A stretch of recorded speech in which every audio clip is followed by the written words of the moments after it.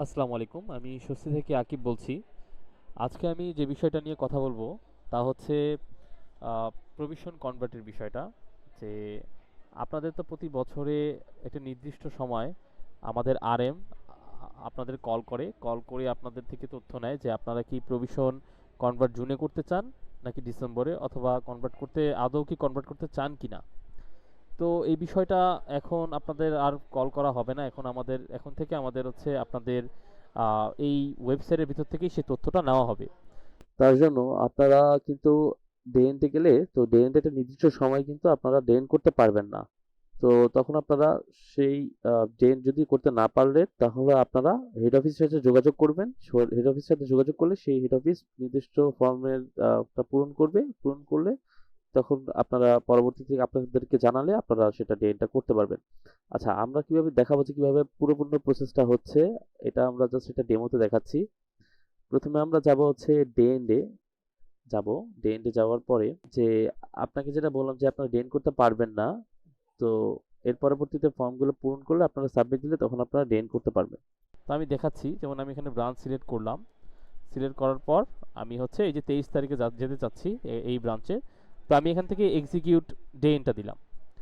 তো এক্সিকিউট যখন দিতে যাচ্ছি তখন কিন্তু আমাদের এখানে একটা পপ আপ আসছে, যেখানে লেখা আছে যে জিএস ও ভিএস ইন্টারেস্ট প্রভিশন প্রিন্সিপালে কনভার্ট সম্পর্কিত কতিপয় তথ্য নিশ্চিত কল্পে আপনাদের প্রতিষ্ঠানে ডেএন প্রসেস বন্ধ করা হয়েছে। অনুগ্রহপূর্বক আপনার প্রতিষ্ঠানের সুপার অ্যাডমিন কর্তৃক ডেএন পারমিশন ফর্ম থেকে ইন্টারেস্ট প্রভিশন কনভার্ট সম্পর্কিত তথ্য নিশ্চিতকরণ সাপেক্ষে ডেএন প্রসেস সম্পন্ন করতে পারবেন। ধন্যবাদ। অর্থাৎ আপনারা কিন্তু এখন ডেইন করতে পারবেন না যতক্ষণ পর্যন্ত না আপনাদের হেড অফিসে সুপার অ্যাডমিন সেই পারমিশনটা দেয়। তো আপনাদের এই ধরনের নোটিশ যদি আপনারা দেখেন, তখন আপনারা যদি ব্রাঞ্চ ম্যানেজার হন তখন আপনারা অবশ্যই হেড অফিসের সাথে যোগাযোগ করবেন। তখন তারা সেই ফর্মটা পূরণ করে দিলে আপনারা ডেইন করতে পারবেন। তো আমি এখন দেখাবো যে আমি হেড অফিস দিয়ে লগ ইন করেছি এবং আপনাকে দেখাবো যে কিভাবে আপনারা সেই তথ্যটা পূরণ করবেন। তো আপনারা তো এটা পেলেন যে আপনারা ডেইন করতে পারছেন না। তো পরবর্তীতে কিভাবে আপনারা ডেইন করতে পারবেন তার জন্য আমাদের তো এই ফর্মটা পূরণ করতে হবে। তো ফর্মটাতে আমি যাচ্ছি। প্রথমে আমাদের অ্যাডমিনের থেকে ডেইন পারমিশনে যেতে হবে। এখান থেকে অ্যাডমিনের থেকে ডেইন পারমিশনে যাব। যাওয়ার পর আমাদের এই প্যানেলটা আসবে। সেখান থেকে আমাদের দ্বিতীয় ট্যাবে যেতে হবে, যে day end permission for holiday declare আর হচ্ছে সেভিংস প্রভিশন কনভার্ট। আমরা হচ্ছে সেভিংস প্রভিশন কনভার্টে যাব। যাওয়ার পর আমাদের এখানে দেখাবে যে আপনি কি এই ডিসেম্বরে বা জুনে যেটাই হোক সেখানে ক্লোজিংয়ে কি জিএসবিএস ইন্টারেস্ট প্রভিশন কনভার্ট করতে চান কিনা। এখন আপনারা যদি প্রভিশন কনভার্ট করতে না চান, সেভিংসের ইন্টারেস্ট প্রভিশন যদি কনভার্ট করতে না চান, সেক্ষেত্রে এখানে নো দেওয়া আছে, সেটা নোই থাকবে। আপনারা এখান থেকে ক্রিয়েট দিয়ে দিবেন, তাহলে আপনাদের এটা আপডেট হয়ে যাবে। তো ক্রিয়েট করার আগে আপনাদের এখানে সতর্কিত একটা থাকবে, সেটা আপনাকে পড়ে নিতে হবে যে আপনার প্রদত্ত তথ্যের ভিত্তিতে স্বয়ংক্রিয়ভাবে ডিসেম্বর ক্লোজিংয়ে প্রভিশন সঞ্চয় আসলে কনভার্ট হবে। ভুল তথ্য পূরণের কারণে ত্রুটিপূর্ণ যদি ভাবে আপনি পূরণ করেন, পরবর্তীতে কিন্তু সফটওয়্যার প্রতিষ্ঠান সেটার জন্য দায়ী থাকবে না। অর্থাৎ আপনারা এখানে নো দিলেন কিন্তু পরবর্তীতে আপনারা বললেন যে হ্যাঁ এটা আমরা আসলে প্রভিশন কনভার্ট করব, সেক্ষেত্রে সম্পূর্ণ দায়ভার আপনাদের। তো সেক্ষেত্রে আপনাদের কিন্তু এই ফর্মটা সতর্কতার সাথে পূরণ করতে হবে। তো আপনারা যদি নো দেন, নো দেওয়ার পর আমি এখানে টিক দিব যে এখানে সকল তথ্য আমি বুঝে পূরণ করেছি, তখন ক্রিয়েট দিলে সেটা হয়ে যাবে। এরপর আপনারা ডেন করতে পারবেন। আর আপনারা যদি প্রভিশন আসলেই কনভার্ট করতে চান, সেক্ষেত্রে আপনারা এখানে ইয়েস দিবেন। ইয়েস দেওয়ার পর আপনারা প্রভিশন কনভার্ট করতে গেলে যে ফর্মটা আপনাদের যে প্রশ্নগুলো আমরা করে সেই প্রশ্নগুলো আপনারা এখানে দেখতে পারবেন এবং সেগুলো পূরণ করলে সেই উত্তরগুলো আমরা অটোমেটিকলি সফটওয়্যারের মাধ্যমে আপনাদের থেকে নিয়ে নিব। তো এখানে প্রথমে আমি দেখি যে বছরে কতবার জিএস অথবা ভিএস সঞ্চয়ের ইন্টারেস্ট প্রিন্সিপাল কনভার্ট করতে চান। সেক্ষেত্রে আপনারা এখানে দেখতে পাচ্ছেন যে ওয়ান টাইম অথবা টোয়াইস, মানে একবার অথবা নাকি দুইবার, বছরে কতবার আপনারা জিএস প্রভিশন কনভার্ট করবেন। আপনারা যদি একবার দেন সেক্ষেত্রে আপনারা এখানে জুন আর ডিসেম্বরে আসবে। আপনারা যদি এখানে দুইবার দেন তাহলে এখানে কিন্তু জুন আর ডিসেম্বর অটোমেটিক বসে যাবে, যেহেতু আপনারা দুইবার বছরে দিচ্ছেন, তার মানে 6 মাস অন্তর অন্তর ডিসেম্বর এবং জুনটা দেখাবে।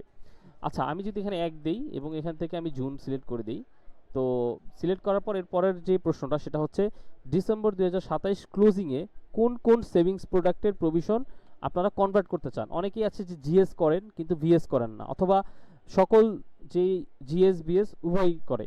তো এখন আপনারা কোনটা করতে চান সেখান থেকে আপনারা সেটা সিলেক্ট করবেন যে আপনারা শুধু কি জিএস সকল প্রোডাক্ট করতে চান, নাকি শুধু ভিএস করতে চান, নাকি জিএস বিএস এর যত প্রোডাক্ট আছে সব কিছুই আপনারা এখানে করতে চান। তো আমি যদি সব কিছুই দিয়ে দিই, সব জিএস বিএস এর ইন্টারেস্টের প্রভিশন কনভার্ট করব, সেটা দিয়ে দিলাম।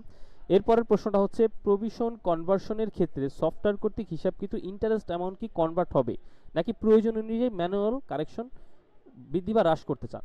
এটার মানে হচ্ছে আপনারা প্রভিশন যখন ওই যে কনভার্ট করছে, আমাদের তো চার্জ পড়েছে, আর যদি আপনারা ইয়েস দিয়ে রাখেন তাহলে তো আপনাদের চার্জ হয়েছে সফটওয়্যার থেকেই, সেই ইন্টারেস্টেরটাই আপনারা যে চার্জ পড়ছে সেটাই কনভার্ট করবেন, নাকি আপনারা ম্যানুয়ালি কারেকশন করবেন। কিছু কিছু মেম্বারদের তো আপনারা দেখা গেছে অনেক সময় ম্যানুয়ালি কারেকশন করেন, বা অনেক মেম্বারেরই বা আপনারা সকল মেম্বারেরই যদি ম্যানুয়ালি কারেকশন করতে চান, সেক্ষেত্রে আপনারা কিন্তু এখানে ম্যানুয়াল কারেকশন করে কনভার্ট হবে এটা দিবেন। আর যদি ম্যানুয়াল কারেকশন না করতে চান, সেক্ষেত্রে সফটওয়্যারের হিসাবকৃত অ্যামাউন্টটাই আপনারা কনভার্ট করবেন, সেটা আমরা সিলেক্ট করব। তো এটা করলে আপনারা যে সফটওয়্যারের যেই চার্জগুলো পড়েছে সেই জুন পর্যন্ত যে চার্জটা পড়বে সেটাই কিন্তু কনভার্ট হবে। আচ্ছা, এখন আমরা ম্যানুয়ালটা দিয়ে দেখি। ম্যানুয়ালটা দেওয়ার পর এখানে আরেকটা অপশন আসবে।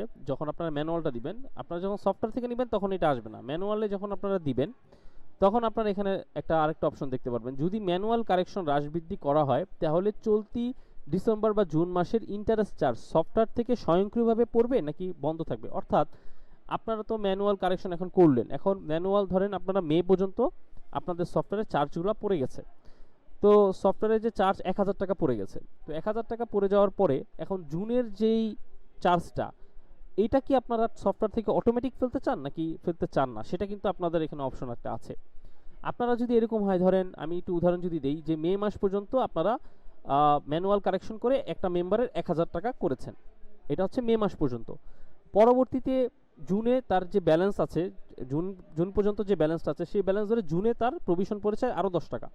তাহলে আপনারা যদি অটোমেটিকলি এখানে যদি অন দিয়ে রাখেন, এখানে যদি আপনারা অন দিয়ে রাখেন, তাহলে কিন্তু আপনার 1000 আর 10 টাকা, তাহলে 1010 টাকা কিন্তু এভাবে অটোমেটিকলি পড়ে যাবে। পুরোপুরি 12 মাসের কিন্তু যখন আপনারা যে এটা যখন ডে এন্ডটা করবেন, জুনটা যখন জুনের 30 তারিখ থেকে জুলাইতে চলে যাবেন, বা ডিসেম্বর থেকে যখন আপনারা জানুয়ারিতে চলে যাবেন, তখন কিন্তু 1010 টাকা চলে যাবে, মানে জুনের 10 টাকা সহ চলে যাবে। আর আপনারা যদি এরকম করেন যে না, যে আমরা এটা অফ করে রাখবো, অফ করে শুধুমাত্র মে পর্যন্ত যে কারেকশন করেছি, মেম্বারের যে 100 টাকা বা 1000 টাকা আমি দিয়েছি, সেই 1000 টাকাই আমি নিব, তাহলে সেক্ষেত্রে কিন্তু অফ দিয়ে রাখলে আর জুনের ওই 10 টাকা আর পড়বে না, সেক্ষেত্রে 1000 টাকাই কিন্তু তার প্রভিশনে কনভার্ট হবে। এটা একটা।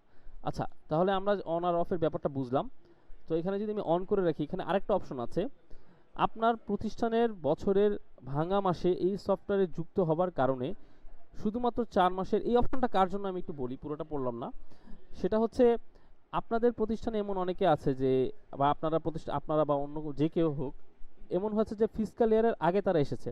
ধরেন জুন মাস হচ্ছে আপনাদের ফিসক্যাল ইয়ার, কিন্তু সে এসেছে হচ্ছে জানুয়ারিতে, এই বছরের জানুয়ারিতে, তাহলে তো তার জুন পর্যন্ত তার যদি জুনে সে যদি কনভার্ট করতে চায়, তাহলে জুন পর্যন্ত তার কিন্তু সফটওয়্যারে 5 মাসের চার্জ পড়েছে, এর বেশি কিন্তু তার পড়েনি। যেহেতু জানুয়ারি মাসে সে এসেছে, তো জুন পর্যন্ত কিন্তু তার মাত্র 5 মাসের চার্জ হয়েছে, 12 মাসের কিন্তু চার্জ হয়নি মেম্বারের। কিন্তু আপনারা অন্য কোনো, যেখানে আপনারা ম্যানুয়ালি বা অন্য কোনো সফটওয়্যার যদি আপনারা থেকে থাকেন, সেখানে কিন্তু আপনারা ওই মেম্বারে 12 মাসেরই চার্জ আপনারা গণনা করেছে।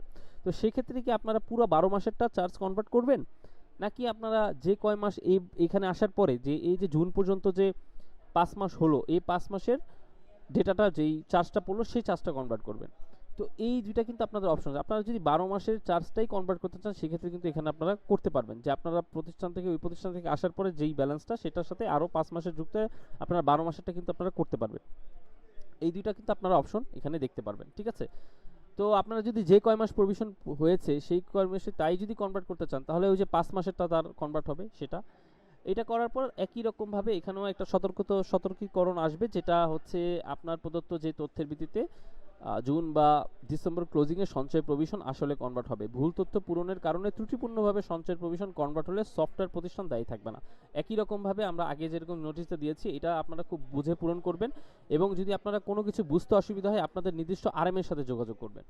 তো এই তথ্যগুলো আপনারা পূরণ করার পরে এখানে টিক চিহ্ন দিবেন, যে সকল তথ্য আমি বুঝে পূরণ করেছি। এখানে টিক চিহ্ন দিয়ে আমরা যদি ক্রিয়েট হয়ে যাই, তাহলে আমাদের এই ফর্মটা পূরণ হয়ে যাবে।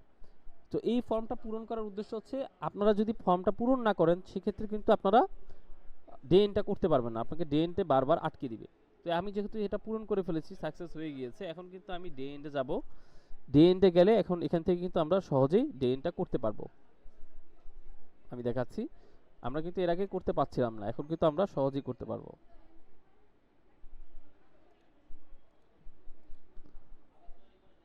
এই যে আমরা এক্সিকিউট ডে এন্ডে দিলাম, এখন আমরা এখান থেকে এক্সিকিউট ডে এন্ড দিয়ে দিই।